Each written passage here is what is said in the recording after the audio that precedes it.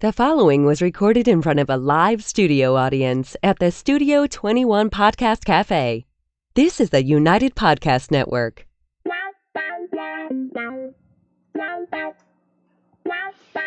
Welcome to the Writer's Block. I'm Debbie, empowering you to find your creative voice. And I'm Shelley Devlin, inspiring you to find your why. And today we welcome back Barb Wallace to continue our common writing mistakes. And today we're doing number 5, which is dialogue issues, and we're going to help you hone your dialogue skills. Welcome, Barb. It's good to have you back. Thanks. It's nice to be back. So I will, if you were to ask me what is dialogue, I think most people would say it's just the conversation that people have. And we're here to say that you need to be a lot more particular about your dialogue and use it for certain skills. Right. Barb, what are those skills that we need to be doing with our dialogue? Barbara, why don't you tell us? If done properly, dialogue should advance the plot. It should reveal something about characterization. It should increase the tension of the story. And it should reveal story information. It should do all of those. It should do at least one of those. And provide insight into character. I was impressed that she was doing it without reading her notes. You missed one. No, she said it. I said it. She did. Oh, yeah, she just went opposite. She flipped. Okay. Or all of the above. Or all of the above, right. Ideally, you want to try to do all of them. If you can, at the very least, you should do at least one of those. Okay. So can you give us an example of how dialogue would advance the plot? Sure. Let's actually go back first to talk about how dialogue wouldn't advance a plot. Okay. All right. So first we want to talk about the mistakes, the things that we don't want to do. Well, not that, but it's easier to understand. Like you just said, dialogue is not conversation. 80% of our day is filled up with meaningless conversation. Hey, Shelley. Hey, Deb. Nice shirt, Jonathan. But he really likes that. He prefers you notice his shoes, That's though. meaningful, actually. That is meaningful. 100% true. This entire conversation is proof of what I'm saying. We fill up a lot of time just nothing. You can't do that in a book. Right. No one wants to read, I'm going to have the lemon chicken today. Oh, what are you going to have, Deb? I think I'll have a French dip. What would you like to have, Shelley? I'm going to have a martini.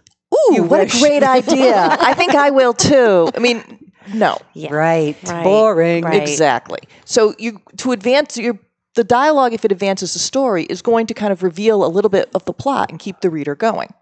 For example, I'm working on a proposal now where the woman's in an art gallery and she's looking at a photograph, and there's a caption, and she's reading the caption about how this character was adopted by this photographer, and all of a sudden a woman behind her says, "That's a lie. Everyone knows Vanessa's the one that brought Ginger into the studio." And she turns around and says, "Excuse me?" And she goes, "Oh no, Roosevelt's totally reinventing history again." And they have a dialogue about it. But It's the dialogue, not meaningless the dialogue, dialogue is telling us what's going to happen in the story. It's because otherwise she'd just be still looking at. She would, I looked at a nice picture and I went home. No, I looked at a nice picture. I ran into this woman who told me something that made me ask questions. So even though the characters are telling us, they are showing us the plot twist or good the one. plot advancement. Exactly. A better example would be in a mystery story. They're interviewing the suspects. So the dialogue isn't going to be, just, "Hey, Shelley, what's up?" It's going to be, "So what were you doing that night?" Right. And did you see Jim? Mm-hmm. What was he doing? Oh, I just wish I had a light. No, right? I want to shine it over your head. Which is great because you can see the light. Exactly. Right. Every sentence serves a purpose. So you can generally skip the banality, the greetings. How are you? How I'm are you? fine. How are you? Right. The readers, if you meet up with someone in the street, you don't need, yes, you probably will say all that before you have the meaningful dialogue.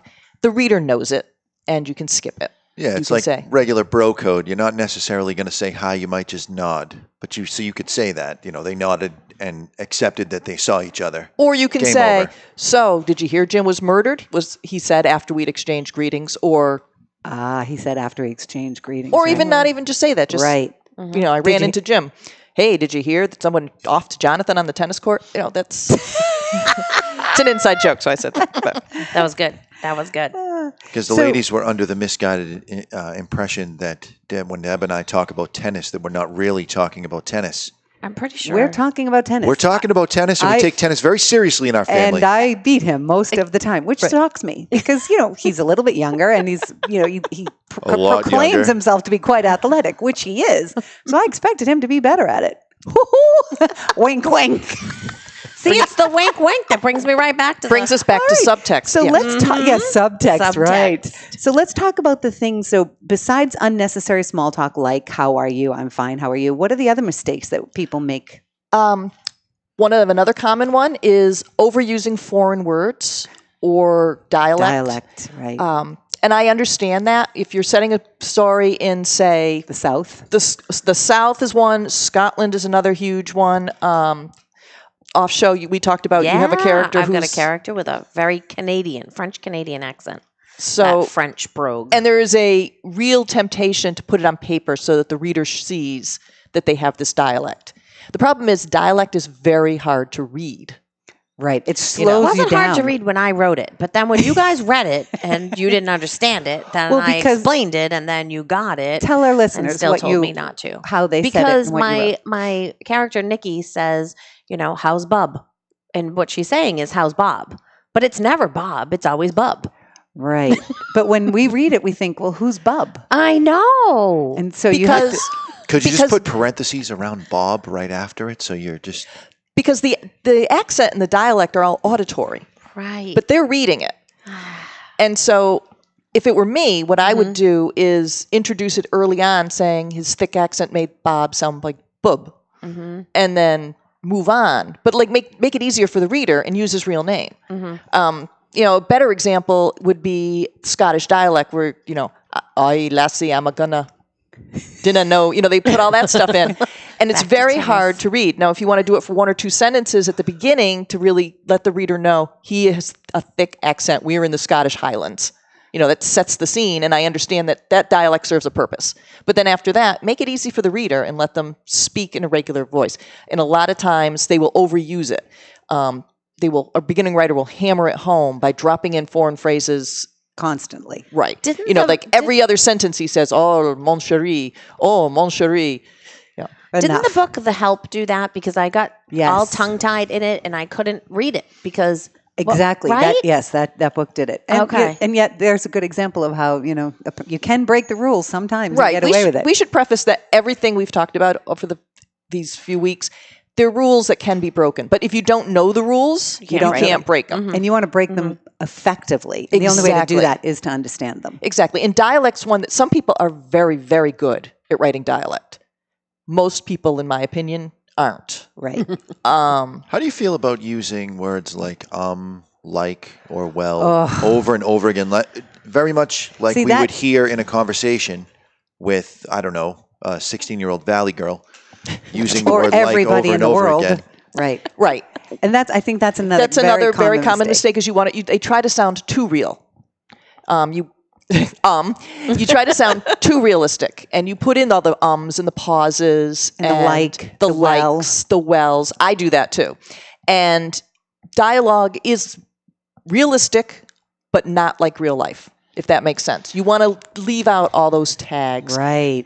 because it's difficult for the reader. It's okay to use it once in a while, especially if it reveals something important. If a character is hesitant to answer, they may speak in fragments. They may they may say, well, I. But see, even reading I- that, you're not going to get that feeling. You want to show it. Well, that's a way of showing. Right. And you can use it. I just wouldn't use it all the time. Right. Very sparingly. I wouldn't use it. If sometimes people mistake a phrase like or like for characterization. Right. And they use it every sentence so that we get the characterization of, like, she said, shiver me timbers every word, or she said every time she spoke, or she stuttered. You don't need to do it every sentence. Now, how sparingly. do you feel about writing out the sex noises while Deb and I are playing Oh my tennis? Lord. Yes, that All right, I have to come clean. Something happened in the first time that we recorded this episode, and the audio didn't come through. And so we're re-recording it, and I'm just going through the notes because I'm lazy and I don't want to forget anything. So I'm just listing off. that what I said. I yes. hope the that is different not in things. the notes. Oh, It's a pet God. peeve of mine. I have read beginning manuscripts, and beginning stories. Because people are going to write love scenes. It's going Right. to happen. So if And you're going they to write it, you got to know how to do it. And I've read stories where they put in the sounds. And, I won't do the sounds, but Beautiful. and you don't need them. Right? First off, they don't add to the scene. Oh, And- if a woman's yawning during a sex scene, that does. that adds. But, I'm talking about the grunts. Right, the And groans, The the groans. moans. You can just say he groaned and thrust one last time. Whatever you want. It's off the rails. You asked the question. Oh my God. So yes, filler noises. You want your characters to speak concisely, and filler noises include noises during sex scenes. That is a huge pet peeve of mine. We don't need to hear the sounds of the grunts. All right. Because that really is telling to the nth degree. Exactly. You're not showing Yes. anything if you're just cheapening it out and making some noises. And you're not tapping into the emotion of the scene, Correct. which is ideally in a sex scene. We're going off a tangent, but ideally in a sex scene, you want to capture the emotion of the scene, not the action. the action. We all Even know if what you're the writing action a is. hot, steamy scene, you want to capture the hot steaminess of it. Sound effects written Don't out on the help. page They don't are advance the not plot. advancing the scene at all. Another pet peeve of mine, if we want We love your pet peeves. to, info dumping. Yes, huge. When characters, we talked a couple weeks ago about backstory dumping and that a lot of times you need to weave it through a story. Well, when I say weave it through the story, I don't mean then Through dialogue. let a character tell the story for you. Okay. There's nothing worse than a character who decides to, well, as you know, Jim was going down the street when it was dark, and I saw so-and-so, he went up and he shot him. As you know, though, but so-and-so has had a long-term grudge with him. I think that went back to 1986 when they, That's right. Lose the reader. Right. If all Exactly. that matters, Okay. it needs to be threaded through the story, but not in exactly. dialogue. And people do not speak in long paragraphs. They do not, Right. unless they're giving a speech or a long, important declaration. I think this thing's too close to my mouth. A soliloquy. Most people there's- don't speak in soliloquies. They do not. Why are you That's- looking at me like that? Just because I do? Yeah. So you want to break it up with action or dialogue. Yep. So, And that brings us to tags. I'll admit what a tag is she said, he asked, said, he whatever. asked, she cried. Right. And when I first started writing, I thought, well, I don't want to use he said many times. So I got a thesaurus and I pulled it out and I only used one said and the rest were shrieked or cried or yelled or screamed. And I came to realize that is not the most effective way. Tags are should just float through you shouldn't even see them. So if you use she said or she asked, the reader doesn't even see that. Exactly. And if you need 6 of them in a row, then you need to break up the scene because you shouldn't have 6 lines of dialogue. Exactly. And you don't need a tag every line, Right. particularly if it's a conversation between two people. Right. You don't need to say, Mary said, Barb said. Mary said. Yeah. And I have read scenes where they do that. Right. And then, so instead of repeating said, then they'll say, oh, this chicken is delicious, Deb cried. I know, Barb said. I wish I had more, Deb cried. Deb exclaimed. Well, that's terrible. But Right. you don't need exactly. one. If it's two people, you should be able to go back and forth, drop it in sparingly. Deb said it right. The tag should be unobtrusive. And if you find yourself using ly words to at the end of your tags, she said angrily. loudly, right, angrily, loudly, go back because chances are your dialogue and your action are not showing properly. Those are telling words, Right. and you use them sparingly, which is a big problem with beginner writers. They will use those rather than because they building don't in know the how to scene, building the show. emotion in the scene. Right. And when the first time we taped this, I did it and dropped an F-bomb on Deb. And Oh, God, she's not going to do it again. I'm is she? still scarred. but someone saying, "What the F did you do?" versus It's certainly different than what did you do? Right. And if I'd said, what the F did you do, does not need he cried loudly. Right. Note to self: F-bombs can stay in my book. You don't have too many. Not too many. There's No. not too many. No. Only a And they couple. don't. No, yours are fine. F-bombs are like hot pepper in a sauce. You don't want it to overpower the sauce, but you want it to linger a little bit That's a good after that analogy. last bite. I like Yeah. that analogy. That's a very Now, good analogy. And I was going to say the opposite of that is do use some tags. Oh, yes. Yeah. There is nothing worse, especially if It's you have lubrication multiple. for the conversation. Well, and there's nothing worse than having reading a sheet of dialogue and you don't know who's speaking. Right. And you have to go Right. back and count. Well, if this was her, then 6 lines down, it's still her. Right. So use some tags, but Right. use them sparingly. And a really good tip that I like is read it out loud. I was just going to Right. say that. Yeah. If you read it out loud, you'll know when the tags should fall. You'll know if the sentences flow. A lot of times what you think you're writing sounds perfectly natural, and then you go to read it out loud and you go, wow. And you kind of stutter over it. You know it's not right. Exactly. And how do you make your character sound different? Because I think as a writer, I think it's very natural for all of my characters, all of Shelley's characters to sound like Shelley, to sound like me. Right. So how do you make them different? Well, what I do is I can hear them in my head, and I know how they're speaking. So I just kind of transpose the way they're talking, and I try to make them sound different in my head. I can't guarantee that makes it to the page. Right. There are writers. I just finished reading a book by Beatrice Williams, who's a women's fiction author, and she was great at it. Like you could hear the different rhythm for each talk. What was the name of the book? The Golden Hours. Oh. One of the things that I do that I haven't done, but I plan to do is record. I'm just going to, like, if Jonathan and I are talking or Shelley and I are talking for 2 or 3 minutes, record our conversation. Because as much as I think Shelley and I sound alike, we're from the same area, we're around the same age, we're, equally educated. We actually don't. But in order to have my characters sound different, if I had recorded us, I still wouldn't hear it because I'm not an auditory person. But if I typed out the dialogue between Shelley and I, then I would definitely see the difference in the rhythm. Who has longer sentences, who uses flowery words, who's more positive. That would be Shelley. Flowery words, Deb. Yeah. Yeah, I wouldn't go crazy trying to make every character sound different. I mean, I think you could. It's something that you do first off in revision, not when you're doing your first draft. I should totally agree. Because you will stymie yourself and not write. Right. So just write the dialogue. But when you go back and you're reading it out loud, you could say to yourself, "Wow, this seems a lot similar. Maybe she would use more flowery language here. Maybe she would drop off things." And choose your characters to do it, possibly.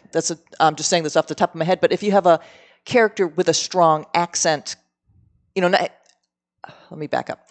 Not all your characters are going to sound the same. Means when I walk into a bar, the bartender that I'm speaking to isn't going to speak in the same way I am. Those are the people that you want to make sure sound different to you.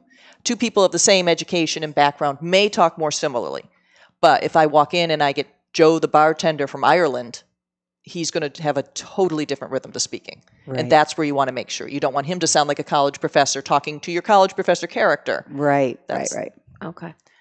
Interesting. Well, this was great, Barb. As usual, we love having you as our guest. Where can people find you? My website is barbarawallace.com. I'm so used to saying Barb, so it's barbarawallace.com. You can go on and sign up for my newsletter. Which I don't send out often, only when I have releases. But all right. Well, if you want to hear this episode again or share it with a friend, send them to the UnitedPodcastNetwork.tv. That's UnitedPodcastNetwork.tv. You can find this podcast and the vodcast video on demand in case you want to watch it. Find this episode and all previous episodes on UnitedPodcast.net TV, and please subscribe. The views and opinions expressed by the hosts, guests, or callers of this program do not necessarily reflect the opinions of the Studio 21 Podcast Cafe, the United Podcast Network, its partners, or affiliates.